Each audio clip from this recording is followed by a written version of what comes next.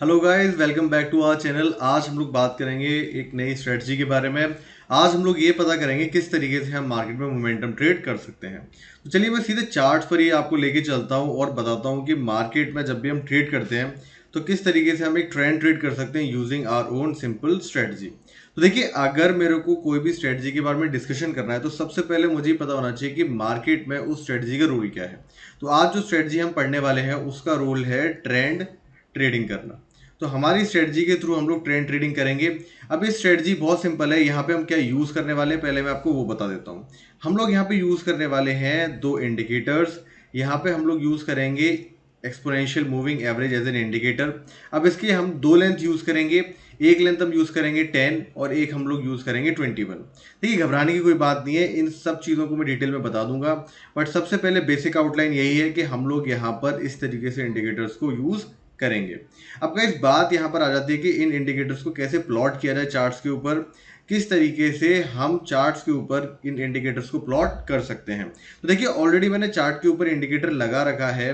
तो अगर मैं इसे दोबारा से प्लॉट करना चाहूँ तो मैं क्या करूँगा, मैं जाऊँगा इंडिकेटर सेक्शन में। यहाँ पे पहले इसे हटा देता हूँ। हटाने के बाद दोबारा से हम इंडिकेटर सेक्शन में जाएंगे, वहाँ पर टाइप करेंगे EMA क्रॉस। तो जब मैं EMA क्रॉस टाइप करूंगा तो आपको जो सबसे पहले ऊपर दिखता है इंडिकेटर, वही इंडिकेटर आपका यहाँ पे यूज होने वाला है। तो EMA क्रॉस पे आपने क्लिक किया। क्लिक करने के बाद में आपको बहुत सारी EMA देखने के लिए मिल जाते हैं। तो फटाफट से इसकी डिटेल देखते हैं और डिटेल में पता करते हैं कि मार्केट में एग्जैक्टली कौन सा इंडिकेटर हमें यूज करना है। देखिए, यहाँ पे 4 EMA हमें देखने के लिए मिल जाते हैं, 7 EMA, 21 EMA, 50 as well as 200। हमारे काम की सिर्फ यहाँ पे 10 और 21 EMA ही है। तो बाकी EMS को हम क्या कर देंगे, यहाँ पे हटा देंगे। अगर आप स्टाइल सेक्शन में जाएंगे तो यहाँ पे अगर आप अनटिक करेंगे किसी भी EMA को तो वो आपके चार्ट से हट जाएगा, जैसा कि आप बैकग्राउंड में देख भी सकते हैं। तो इस तरीके से मैंने चार्ट्स के ऊपर हमारा जो EMA इंडिकेटर है वो लगा लिया। जो ग्रीन लाइन है वो आपकी शॉर्ट टर्म EMA बता रही है विच इज 10, एंड जो रेड लाइन है वो आपकी लॉन्ग टर्म EMA बता रही है विच इज 21। तो ये आपने इंडिकेटर लगा लिया। अब बात कर लेते हैं इसे यूज किस तरीके से करना है। देखिए, स्ट्रेटजी बहुत ही सिंपल है। जब भी जो शॉर्ट टर्म मूविंग एवरेज है दैट इज यहाँ पे 10, जब भी वो आपके लॉन्ग टर्म मूविंग एवरेज के ऊपर रहेगा विच इज 21, तो मार्केट में आपका जो सिग्नल है वो बाइंग की तरफ है। आप ये अज्यूम करके चलेंगे कि मार्केट में जो बायर्स हैं वो स्ट्रेंथ में हैं और जो सेलर्स हैं वो वीक हैं। दैट मीन्स कि मार्केट में एक अप ट्रेंड होने के चांसेस या कंटिन्यूशन ऑफ अप ट्रेंड होने के चांसेस बहुत ही ज़्यादा हाई हैं। तो इस तरीके से आप देख सकते हैं कि हमने एक सिंपल EMA प्लॉट करके हमारा एक ट्रेडिंग का बायस बना लिया। अब अगर मैं बात करके चलूं कि इस EMA को किस तरीके से यूज करना है, तो देखिए बहुत ही क्लासिकल यूसेज है इस EMA क्रॉस का कि आप EMA क्रॉस के ऊपर ट्रेड करना पसंद करते हैं। मार्केट में जब भी आपको EMA क्रॉस देखने के लिए मिलेगा, you would like to take a trade on the direction of the cross. जैसे मैं अगर आपको कुछ एग्जांपल दिखाऊं तो इस पर्टिकुलर पॉइंट पे 17 अप्रैल के आसपास बिटकॉइन के चार्ट के ऊपर आपको देखने के लिए मिल जाता है कि हमें एक क्रॉसओवर देखने के लिए मिला, एक बुलिश क्रॉसओवर, जहां पे जो 9 EMA है it has crossed well and above the long term EMA which is 21। तो इससे आपको ये समझ में आता है कि मार्केट में एक बुलिश साइन यहाँ पे जनरेट हो सकता है। And because BTC is famous for its own long moves in single direction, तो आप देख सकते हैं अगर यहाँ पर आपने कहीं बाइंग की होती तो जब सेकेंड क्रॉसओवर आया उससे पहले पहले आपको 23% रिटर्न ऑन इन्वेस्टेड कैपिटल देखने के लिए मिल गया। तो simple moving average strategy does work quite well in the bitcoin, इसलिए आज हम इस स्ट्रेटजी के बारे में पढ़ रहे हैं। तो देखिए, अब डिपेंड करता है कि आप किस तरीके के ट्रेडर हैं। अगर आपको यहाँ पर स्कैल्पिंग करनी है तो उसके लिए भी सेटअप बनाया जा सकता है। अगर आपको यहाँ पर स्कैल्पिंग करनी है तो we can tweak our strategy to your own use. Number second, अगर आपको यहाँ पर स्विंग ट्रेडिंग करनी है तो उसके लिए भी हम लोग यहाँ पर सेटअप बना सकते हैं। तो चलिए फटाफट से बात कर लेते हैं कि हमारा EMA हमने चार्ट के ऊपर लगा लिया। अब हमारी एग्जैक्टली एंट्री एंड एग्जिट कहाँ बनेगी। देखिए, अगर आप एक स्विंग ट्रेडर हैं तो you don't want to take too much entries in a particular day. तो आप क्या करेंगे, यहाँ पे आप जाएंगे 1 आवर या फिर 45 मिनट्स टाइम फ्रेम के ऊपर। तो जब आप 1 आवर टाइम फ्रेम के ऊपर जाएंगे तब आपको सेम ही चीज़ करनी है। आपको देखना है कि मार्केट में ये जो चैनल है 10-21 EMA का वो किस तरीके से बिहेव कर रहा है। तो अगर 10 EMA 21 EMA के ऊपर है that means there is a bullish strength in the market and आप क्या करोगे, उस टाइम पर बाइंग की अपॉर्चुनिटी देखने के लिए जाओगे। अब अगर मैं एंट्री की स्पेसिफिक बात करूं, तो अगर आपको थोड़ा बहुत कैंडलस्टिक्स थ्योरी के बारे में पता है तो यू नो कि मार्केट में एक बुलिश कैंडलस्टिक कैसी होती है। एक बुलिश कैंडलस्टिक का जो ओपन होता है वो लेस देन क्लोज होता है। दैट मीन्स जहां पर प्राइस ओपन हुआ है वहां से जो क्लोजिंग आई है प्राइस की वो ओपनिंग प्राइस से ज़्यादा है, तो ये हमारी एक बुलिश कैंडलस्टिक हो जाती है। अब मैं जब एंट्री करने वाला हूँ स्ट्रेटजी में, तो मुझे दो चीज़ों का ध्यान रखना है।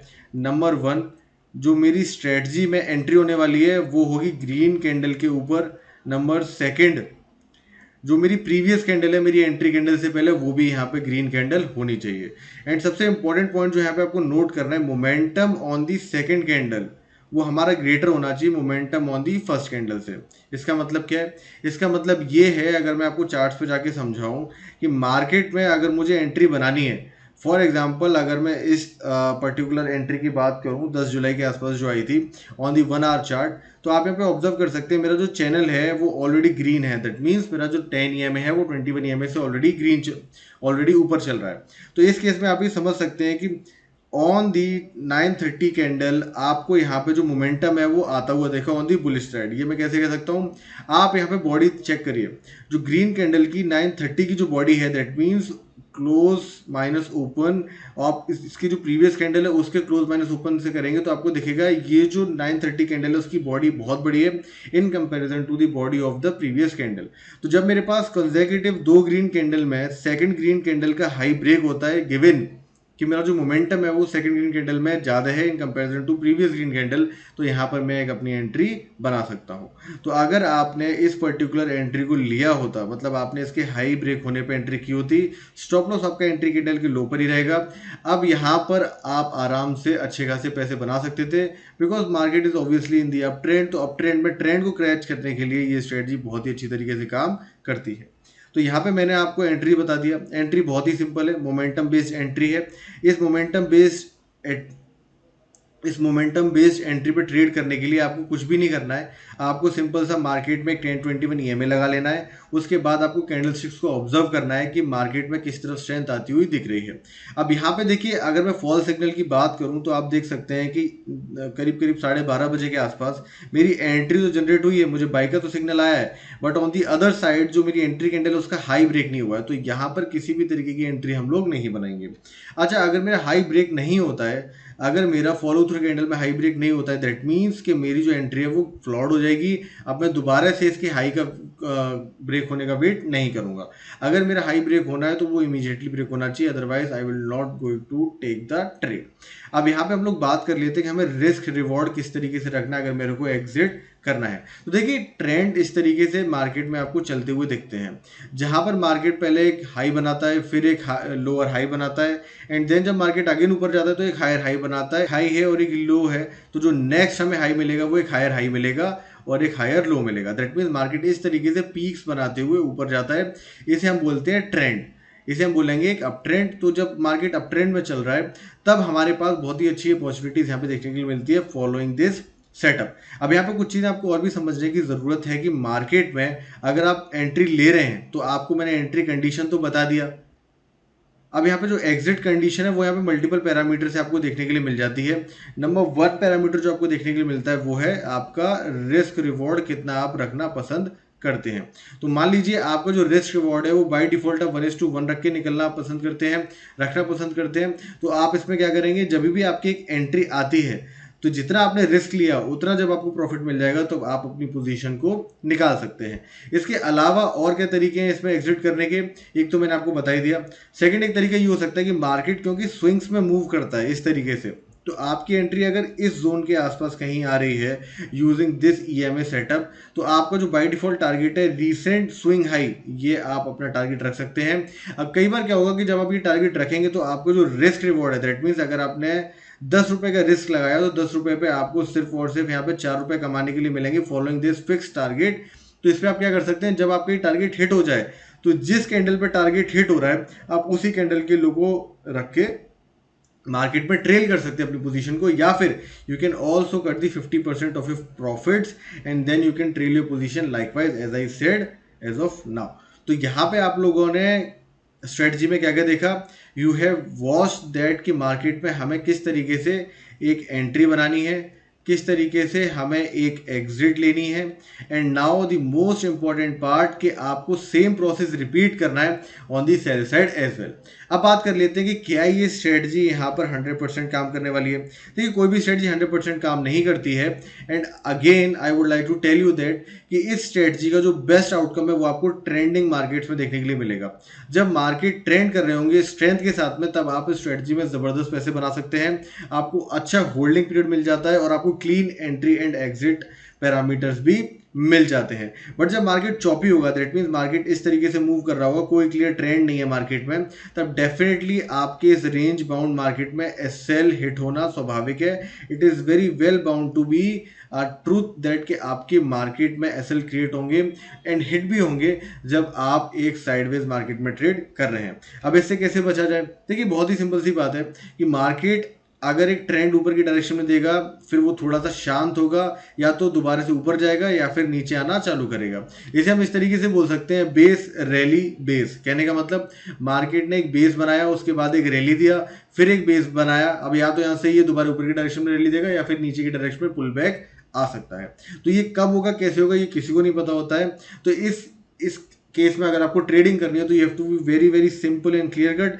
अगर आप एक जोन में 2 से ज़्यादा ऐसे ले चुके हैं, दैट मीन्स अगर आप 2 या 3 ऐसे ले चुके हैं हमारी सेम स्ट्रेटजी पर एक पर्टिकुलर डे में या एक पर्टिकुलर रेंज में, मान लेते हैं बिटकॉइन 1,10,000 से लेके 1,08,000 की रेंज में बैठा हुआ है, तो जब मार्केट में 1,08,000 और 1,10,000 की 2,000 पॉइंट की रेंज बन चुकी है और वहां पर आपके 2 या 3 ऐसे हो चुके हैं, तो इट इज एडवाइजेबल कि आप दोबारा ट्रेड मत लीजिए उस रेंज में।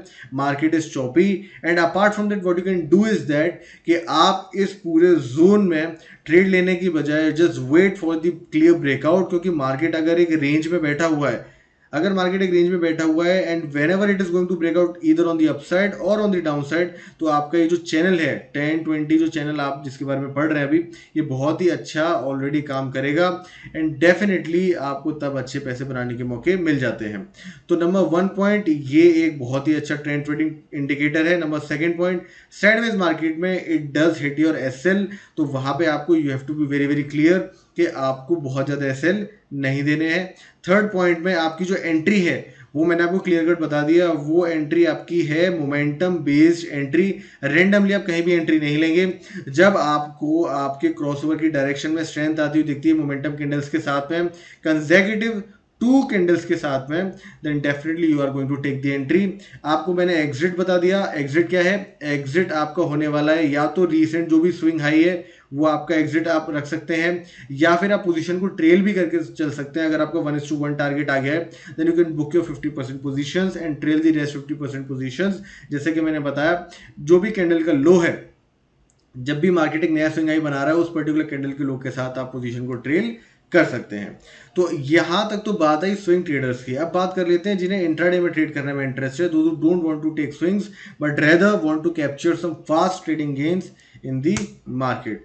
तो इस तरीके से आप लोग देख सकते हैं कि अगर 5 मिनट के टाइम फ्रेम पे आप चले जाएं तो आपको यहाँ पे बहुत ही शॉर्ट टर्म सिग्नल्स देखने के लिए मिल जाते हैं, and then definitely you can vouch upon these signals to take the trade. Multiple times आपको यहाँ पर ट्रेड देखने के लिए मिल जाता है।